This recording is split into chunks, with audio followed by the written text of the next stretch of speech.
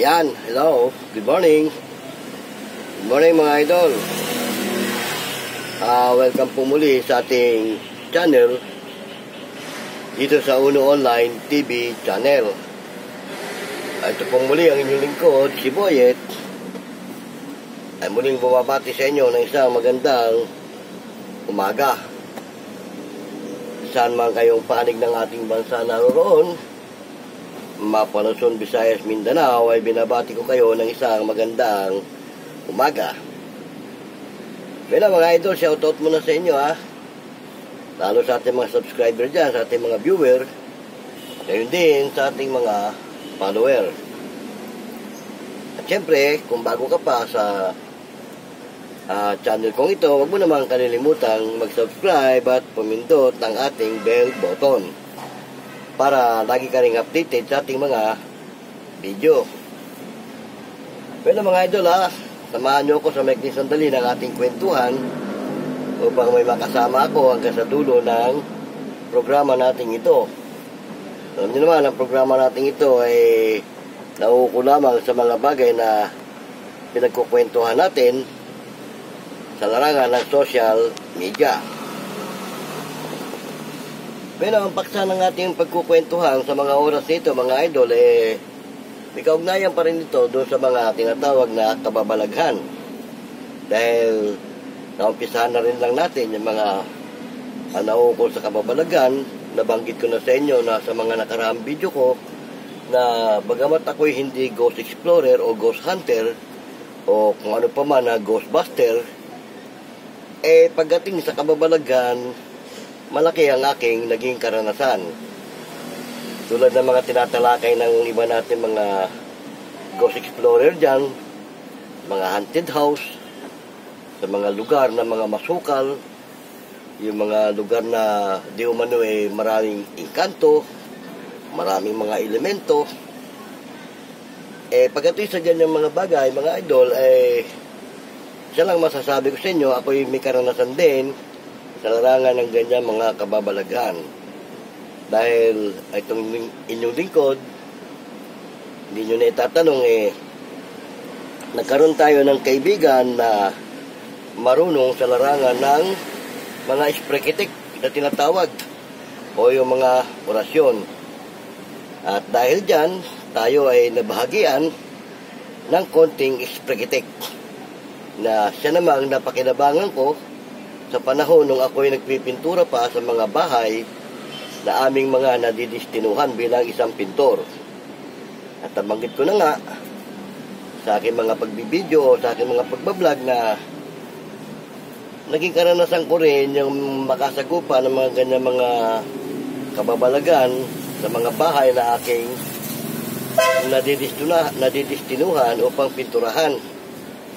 At sabi ko na nga, buti ang mga kapwa natin mga explorer, mga idol natin dyan, sila kapag nag-i-explore, minsan marami sila at pare-pareho silang may alam sa tinatawag na esprekitik o yung orasyon. Pero hindi kagaya ko na bagamat marami kami bilang grupo ng mga pintor na nadidistino sa mga abandonadong bahay na gustong i-renovate ng may-ari para paupahan o ibenta, nakaka-encounter din tayo ng mga ganyang uri ng mga kababalaghan. Kaya ako, kahit hindi ako ghost explorer, naranasan ko na rin ng ganyan. Gaya nga ng binanggit ko, sa grupo namin, ako lang ang marunong.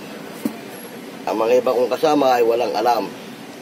Kaya minsan, pag dumating yung time na may nagmimilagro na ron sa aming pinagtatrabahuhan, nagkakaroon kami ng katatakutan. At pati itong inyong lingkod, ang minsan ay natatangay din sa takot ng aking mga kasamahan. Alam nyo mga idol, kapag may mga kasama kang matakutin, kahit na medyo may alam ka o malakas ang loob mo, matatangay ka rin. Bakit? Kapag ka takbuhan na yan o nagka-anuhan ng palabas ng bahay, siyempre biglang matatangay ka dahil maiiwan ka mag-isa sa loob Nangyari yan sa akin mga idol.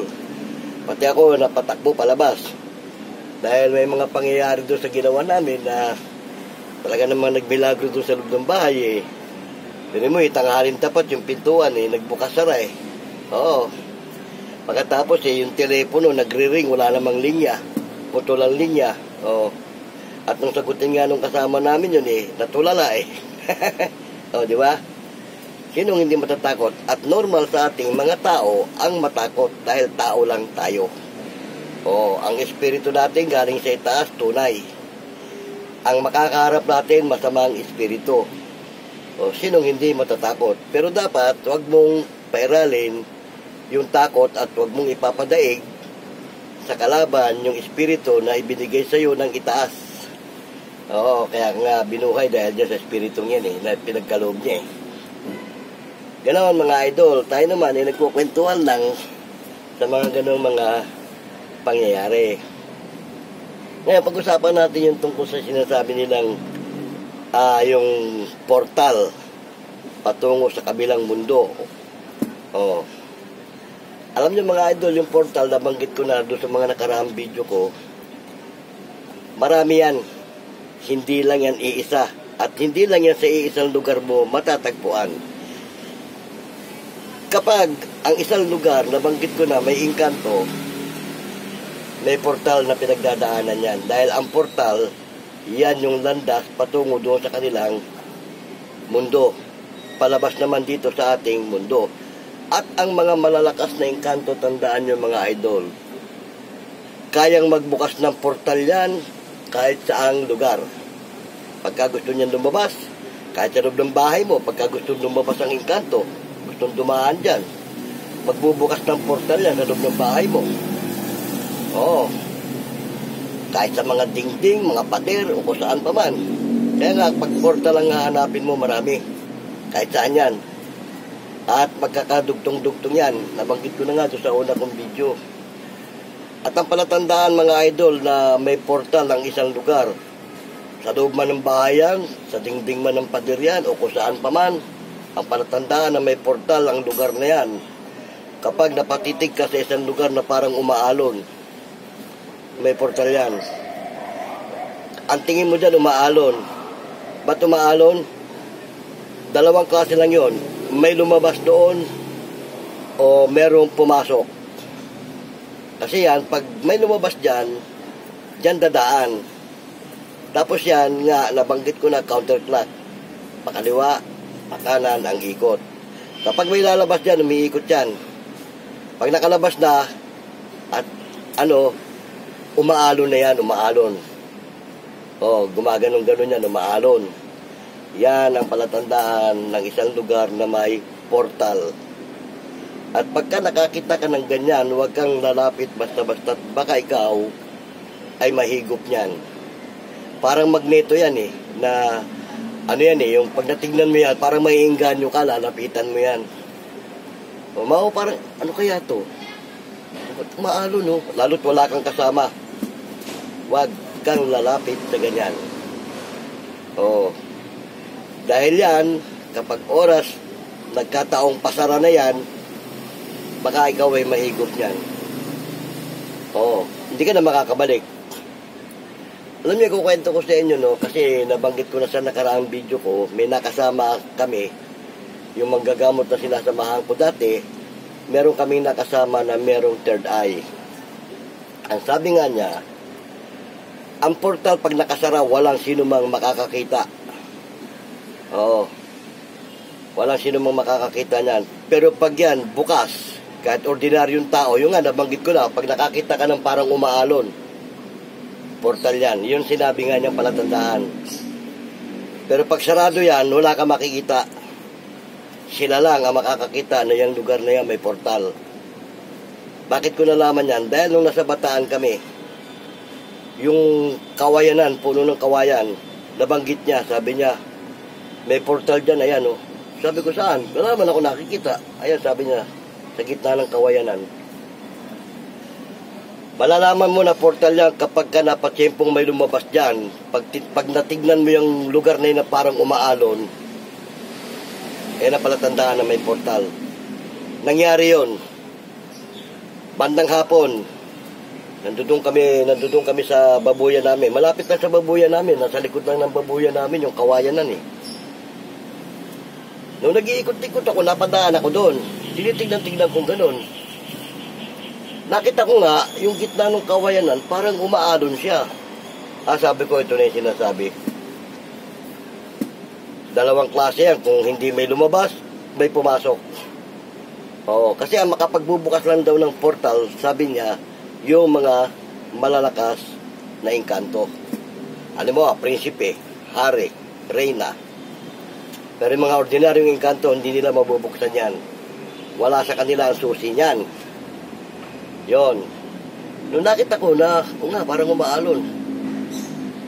Tinesting ko yun. Naghinagisan ko ng bato. Yung bato nawala eh. So, madalit sabi, hinigop yung bato. Ganon. Kaya nga sabi, huwag kang lalapit yan pag nakakita ka ng ganyan na parang umaalon. Huwag kang lalapit. Dumistansya ka, mga 1-2 metro. Hindi ka na kayang higupin nun. Pero yung lalapit ka ng gusto, may peligro ka.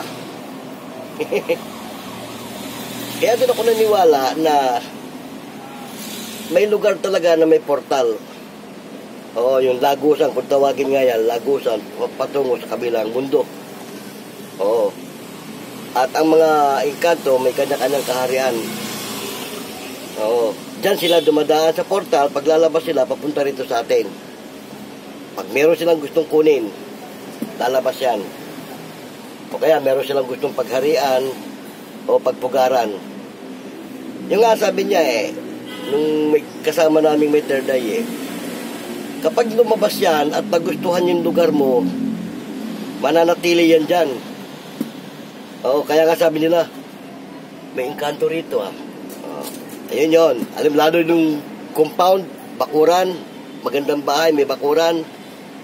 Pag may lumabas yan at tagdala ng mga kasamahan, nagustuhan yung lugar na yan, lalo maraming puno, maraming mananatili yan dyan. Oo.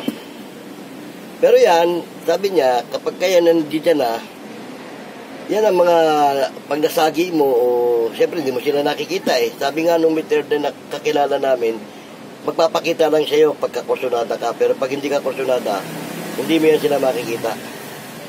Oo. Ganun pala ang sistema niyan, mga idol. Sandali lang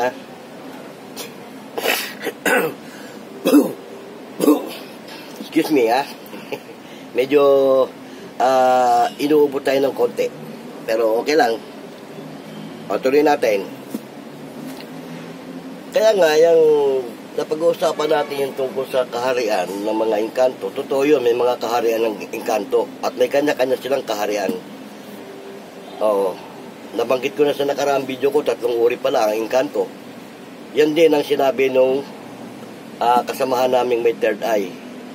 At kami, may na-encounter kami niyan sa Bataan, engkantong pula. Ang engkantong pula talaga pala, hindi marunong magpatawad. Mayabang yan. Sasabihin niya sa iyo, gawin mo ang gusto mo, gagawin ko ang gusto ko. At walang sinong makakapigil sa akin. Ganun yan. Kaya pag mahina-hina ka manggagamot, titiwasin ka niyan. Oo, pag sinabi niya na walang makakapigil sa kanya, hindi mo siya mapipigilan. Mapapatay mo lang siya kung marunong kang pumuksa. Pero hindi mo siya mapipigilan. Ganyan, pinuksa namin yon. At yan ang mga nanggagaya ng itsura ng tao. Ano ba, nakapasok sa bahay mo yan, gagayahin ng itsura ng kung sino man ang nakatira doon. Pag may pumasok na kasamahan ng sa bahay, akala siya yon, yung pala, impostor. Oh. Ganyan nangyari doon sa mga hipag ko, ginagaya ang itsura ng hipag ko. Oh, pinuksa namin yon. Kasi once nagayahin ang itsura mo niyan, kukunin ka Oo. Kaya yung sabi nila na nakakarating sa biringan, sa kaharian, sa siyudad ng mga engkanto, ewan ko lang parang hindi ako naniniwala doon. Kasi once na nakarating ka dyan, sa tinatawag na kaharian nila, hindi ka na makakabalik kapag hindi ka nila gustong pabalikin. Oo, pag nakusunadahan ka nila, dinala ka roon. At saka, ang sabi nila,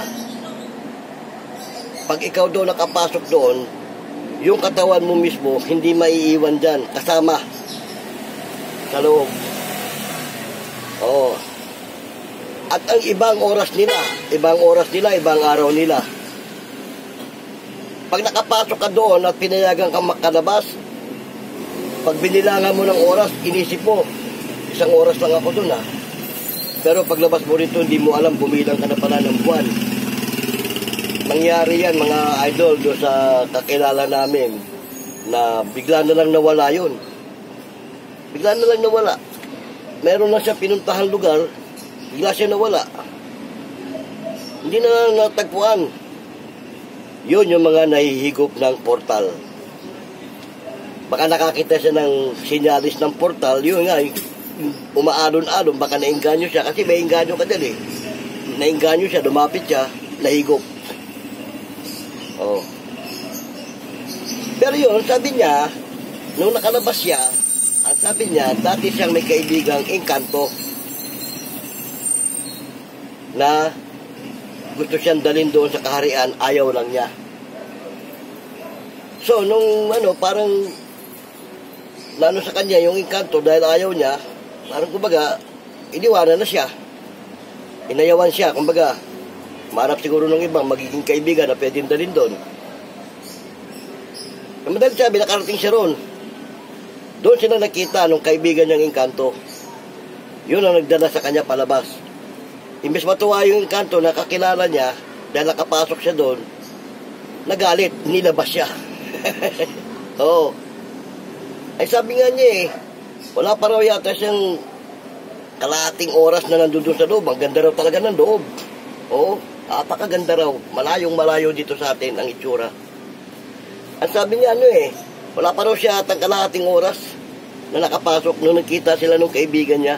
Itinaboy daw siya palabas Oo, yung nga, nagtaka siya, paglabas niya ng ganyan, parang itinulak lang daw siya Parang itinulak yung pala, yung kaibigan niya, prinsipe yun. Yung nga, pag may mga malalakas na engkanto, ganun, kayang buksan yun, kayang isara. Hinila raw siya bumalik ka sa inyo, hindi ka dapat dito, bumalik ka. Parang hindi na raw siya, tapos tinulak lang daw siya, nagulat siya, pag niya, nabananda siya, nagulat siya, yung nilapitan niya na punong ganyan na umaalon, doon di siya, sabi niya, parang dito ako galing Oh. So madalit sabi, may portal yung lugar na yon. Imagine sabi niya, wala pa siyang kalahating oras na nasa loob. Pero, ilang buwan na siyang hinahanap. Ilang buwan na? Buwan na. Mga 3-4 na buwan na siyang hinahanap na nawawala. Kaya nung pinadiwanag niya, galing ako, tinuturo niya puno Galing ako dyan, ano yan, puno yan Hindi, maganda yan. Maganda ang kaharian sa loob niya, kaharian yan Oh. Sinong maniniwala nun, di ba? Pero yun, sa mga nakakaintindi, alam nila na yung puno na yan, portal. Dahil ang mga portal minsan nasa puno. At may mga portal na, alam mo may portal dito. Tinibag si puno, giniba, tinayuan ng bahay. Nasa loob ng bahay mo yung portal, delikado yun. Anytime may maglalabas-pasok doon sa loob ng bahay mo. Yun yung mga bahay na may pugad ng engkanto. Dahil bakit? Nasa loob ng bahay niya yung portal Kasi yung portal, kapag nandiyan yan, bulldozerin man yan, i-develop man yan lugar na yan, yung portal mananatili dyan. Pag tinayuan ng bahay yan, napatsyempo na sa loob ng bahay mo yung portal, kaya ngayon sa mga dingding sa mga dingding, umaalon yung dingding. Kaya ang bahay na may umaalon dingding, may portal yon. Dito lang sa Miami, meron dito may portal dyan. Kasi meron akong kaibigan na natsyempohan yan. Gabi yun, nakahiga siya. Tapos, malapit pa naman doon sa portal yung hinihigaan niya. Hindi niya alam na portal yon. Nagulat daw siya, pag gano'n niya, ba't parang umaalon yung haligi? Yung parang yung poste. Umaalon. Taka naman siya. Tapos nakapatong doon yung sigarilyo niya, tsaka yung bote ng beer na ininom niya. Nakita niya pati yung bote ng beer umaalon. Ngayon, natakot siya. Parang kinabahan siya. Malapit na sa hinihigaan niya Lumabas siya ng area. O sinilip niya. Umihimo na siya, tapos sinilip niya.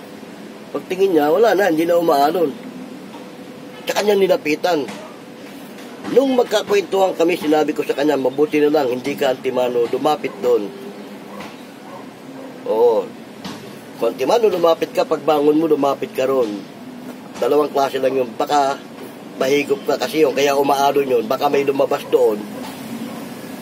O kaya, may pumasok galing dito, sa labas, maalo niyan. Ganon. Kaya mga idol ha, sinasabi ko sa inyo, pasamantala natin puputulin itong kwentuhan natin, pero subaybayin yung mga susunod pa nating pag-uusapan tungkol dyan sa mga portal. Kung meron kayong gustong itanong, i-comment nyo lang sa comment section. Sasagutin natin yan sa mga susunod nating video. Pansamantala may tumatawag sa akin, kaya pansamantala rin ako magpapaalam. I-like and share nyo na lang ang video ito para marami makaalam. Pumindot na rin kayo ng bell button, at kung bago ka pa, mag-subscribe ka para lagi ka rin updated sa ating mga video. O beno, pong muli inyong lingkod, si Boyet, ng Uno Online TV channel. Paalam!